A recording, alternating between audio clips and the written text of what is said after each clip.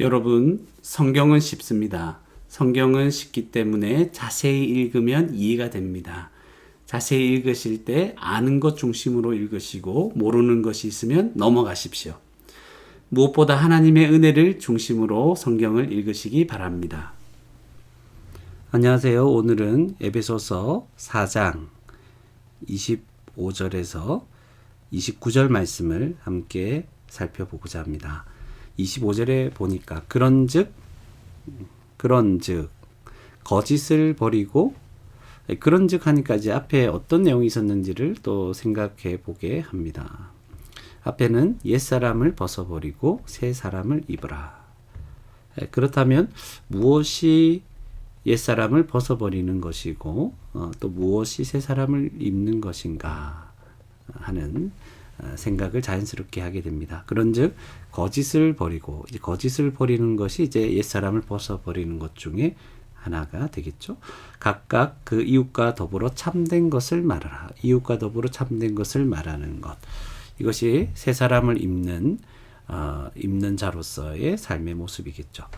그래서 왜 이렇게 해야 됩니까? 했을 때 이는 우리가 서로 지체가 된다는 것이죠. 그래서 거짓을 버리고 참된 것을 말하라. 또 26절에 보니까 이제 분이죠. 분에 대해서 나옵니다. 분을 내어도, 그러니까 분을 갑자기 화가 나고 분노가 치밀어 오는 것은 이제 막을 수가 없겠죠. 분이 나는데 어떻게 합니까? 그런데 그것이 죄를 짓지 말며, 그러니까 분을 내어도 죄를 짓지 말고, 분이 죄와 연결해서 이제 발전할 수 있다는 것이죠. 그것은 중단할 수 있는, 분이 갑자기 솟아오르는 것은 피할 수 없겠지만 그것이 실제로 다른 사람에게 영향을 끼치고 드러나는 것은, 죄와 연결되는 것은 피할 수 있다는 것이죠. 그래서 해가 지도록 분에 대해서 얘기를 하죠. 해가 지도록 분을 품지 말고, 그러니까 계속해서 이 분을 품고 있지 말 것을 얘기합니다. 27절에는 마귀에게 틈을 주지 말라.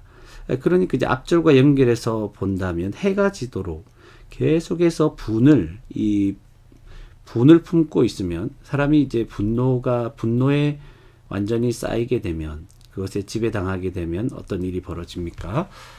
평소에 하지 않았을 그런 삶들을 하게 되고, 그 상태는 마귀가 그를 다루기가 굉장히 쉬워지겠죠. 그런 틈을 주는 것입니다.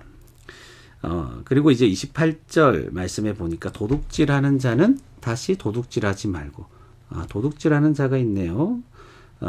그런 자는 다시 도둑질하지 말고, 도둑질하면 안 되겠죠.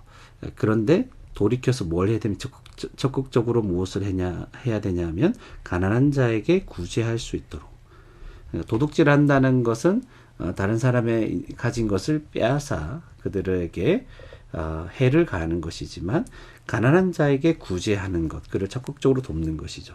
그것을 위해서 자기 손으로 수고하여 선한 일을 할 것을 말씀합니다.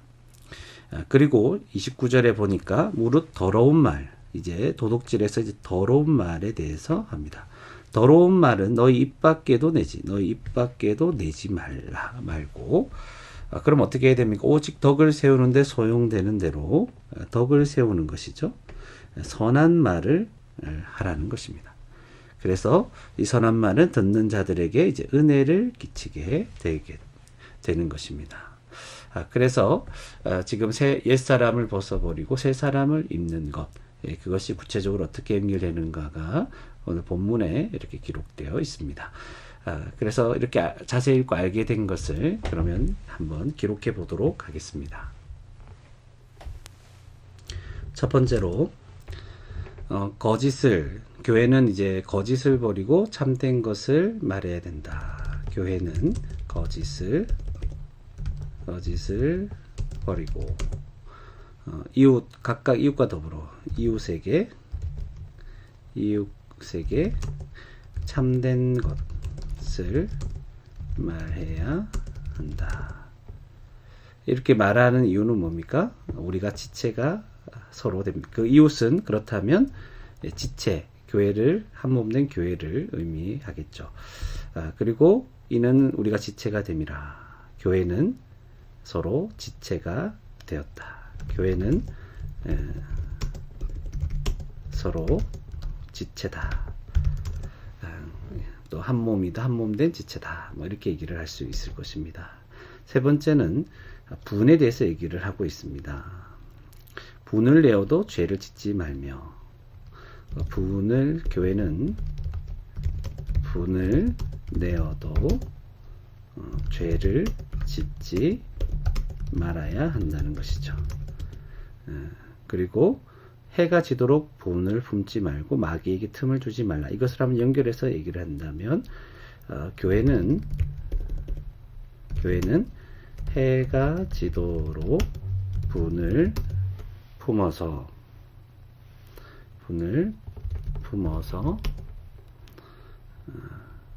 마귀에게 틈을 주지 말아야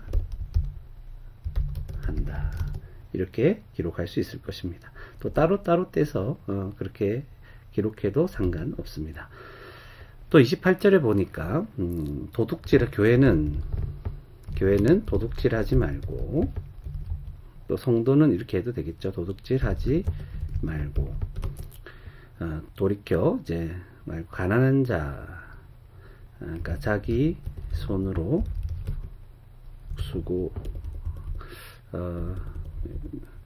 가난한 자에게 구제할 수 있도록 자기 손으로 수고하여 선한 일을 해야 한다. 그래서 적극적으로 교회에서 가난한 자를 돕기 위해서 더 수고하는 이런 삶들, 그것이 선한 삶들이죠. 선한 일들입니다. 그것을 해야 된다는 것이죠. 29절에 보니까 교회는 더러운 말은 입 밖에도 내지 말아야 한다. 그리고 교회는 어떤 말을 해야 됩니까? 덕을 세우는데 소용되는 대로, 덕을 세우는 선한 말을 하여 듣는 자들에게 은혜를 끼쳐야 한다. 이렇게 여러 가지 내용들을 자세히 읽고 알게 되었습니다.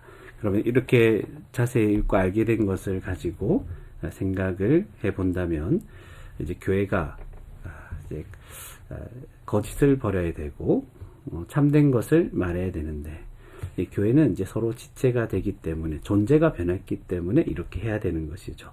또 주의해야 될 것이, 분을 내어도 죄를 짓는 데까지 나아가면 안 되죠. 그 분을 내면, 해가 지도록 계속 분을 계속 품고 있으면 이제 마귀에게 틈을 주는 것이기 때문에, 이것으로 말미암아 서로 두 번째 보세요. 서로 지체가 된다고 하지 않았습니까?